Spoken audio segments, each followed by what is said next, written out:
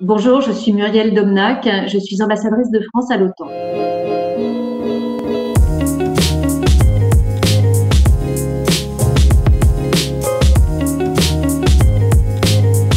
Alors j'ai eu un parcours à la fois classique pour les hauts fonctionnaires et dans différents ministères qui traitent de sécurité. Classique parce que je suis passée de Sciences Po à l'ENA avec le Collège d'Europe à Bruges qui forme les futurs fonctionnaires européens. J'ai intégré le ministère de la Défense puis le ministère des Affaires étrangères où j'ai développé une compétence dans les affaires de sécurité. J'ai été en poste déjà à l'OTAN auparavant, puis consul général à Istanbul, puisque je suis allée au ministère de l'Intérieur pour les affaires de radicalisation que j'ai traitées avant de rejoindre mon poste ici à l'OTAN.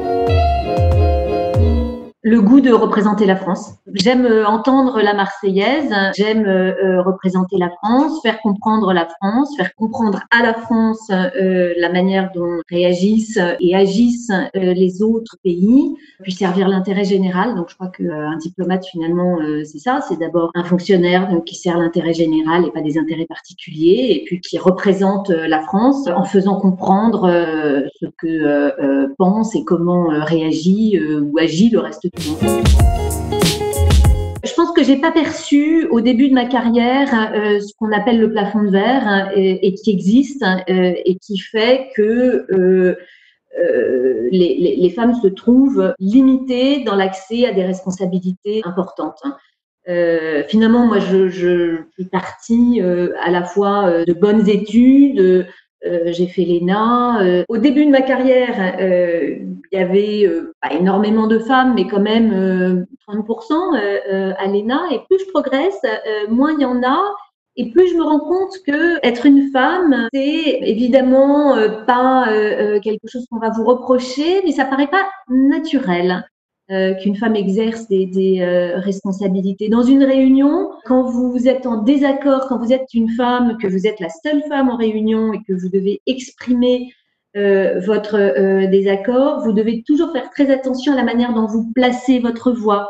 De la même manière, lorsque vous êtes deux femmes en réunion et que vous êtes en désaccord avec une femme ou que vous discutez, vous voyez tout de suite dans le regard de beaucoup de vos collègues, ah, elles vont se crêper le chignon. Donc en fait, on se trouve confronté dans un monde qui est celui de la sécurité où il y a moins de femmes, surtout à des postes de responsabilité, souvent confronté à cette espèce comme ça d'a priori. C'est pas naturel, il n'y a pas d'hostilité, mais c'est pas naturel. C'est des choses qu'on vit actuellement. Il arrive encore de commencer une réunion d'un comité de direction où vous êtes la seule femme et on commence la réunion en disant bonjour messieurs. Hashtag 2020.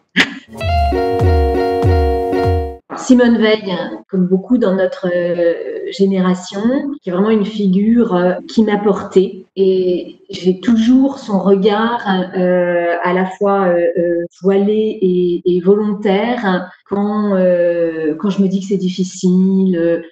Quand j'ai besoin de courage, je pense toujours à Simone Veil. Ma mère, qui a conduit une carrière politique dans les années 70, 80, 90, à un moment où c'était encore plus difficile pour les femmes et qui, de façon intéressante, n'a pas voulu identifier le facteur genre comme un élément de limitation dans son parcours. Et donc, ce débat avec ma mère a été structurant, mais en même temps, elle m'a beaucoup portée dans l'exigence morale envers l'action publique et le fait de jamais se retrouver dans la situation où il faut soit se soumettre, soit se démettre. Ne jamais humilier, ne jamais se laisser humilier et anticiper ce genre de situation. Ma fille, parce que le naturel avec lequel elle dit bah, moi je veux tout, et où elle a 8 ans, elle est petite, mais elle ne voit pas le problème, les difficultés à être une femme. Et je suis portée par l'audace qui est la sienne et qui lui paraît naturelle. Et après tout, effectivement, pourquoi se limiterait-elle? Et je voudrais dire mon père et tous les hommes qui ont su développer une réflexion sur la mixité, la parité et une virilité qui soit pas masculiniste. Et quand j'étais en poste en Turquie, je disais souvent, pour provoquer les Turcs, le poète français Louis Aragon dit l'avenir de l'homme c'est la femme. Moi je pense l'inverse, hein. Je pense que l'avenir de la femme c'est l'homme. Évidemment l'homme non masculiniste. Allez-y, ne confinez pas vos ambitions, ne vous auto-censurez pas, ne cherchez pas à vous conformer à un modèle un peu gris qui vous censurerait dans ce que vous avez à exprimer. Soyez vous-même. Comme disait Oscar Wilde, de toute façon, les autres sont déjà pris. On apporte ce que l'on est et c'est l'intérêt de la mixité. Il ne s'agit pas seulement que les femmes soient mieux représentées parce que c'est plus juste, il s'agit qu'elles soient mieux représentées parce que c'est plus efficace. La parité, comme disent les Anglais, just do it not only because it's right, but also because it's smart. Donc, c'est l'intérêt de mieux représenter les femmes qui, encore une fois, sont la moitié de l'humanité. C'est pas seulement une question d'égalité, de justice envers les femmes, c'est parce que ça apporte finalement une meilleure compréhension des sujets au sens étymologique de la compréhension, c'est-à-dire avoir une prise sur les choses de façon globale et pas partielle, voire partiale. Moi, je me suis occupée, on en a déjà parlé, de prévention de la radicalisation.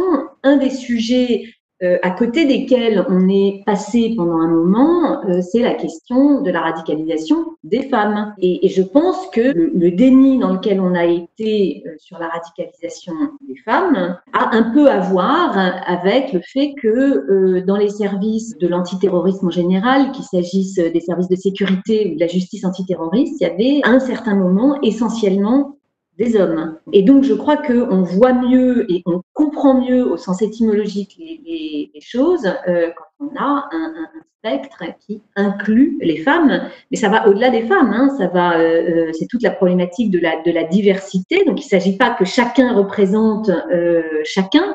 Je pense que les hommes peuvent s'exprimer en faveur des droits des femmes et les femmes doivent défendre une approche universaliste. Je dirais pas que seuls les juifs doivent lutter contre l'antisémitisme, seuls les gays doivent lutter contre l'homophobie. Au contraire, je suis vraiment pour une approche universaliste. Mais en revanche, on peut pas prétendre non plus à l'universalisme et à une bonne compréhension et efficacité en restant dans l'entre-soi. Et donc, sortir de l'entre-soi, c'est l'intérêt général. Et pour moi, Jamais sans elle porte ce combat d'intérêt général, hein, d'efficacité dans l'universalisme. Tout simplement parce que, au fur et à mesure de mon parcours, je me suis rendu compte que je me retrouvais dans des situations où j'étais sans elle. C'est-à-dire où très souvent j'étais la seule femme des réunions qui commencent par bonjour messieurs. Et donc il y a un besoin de meilleure représentativité des femmes, non pas les femmes pour les femmes seulement, mais les femmes pour une meilleure efficacité avec les hommes. Et ce que j'apprécie dans le mouvement Jamais sans elle, c'est justement son universalisme, faire le pari que la représentation des femmes, c'est une cause d'intérêt général, hein, et que ce combat doit être livré avec les hommes, hein, dans un esprit d'intérêt général et pas de confrontation.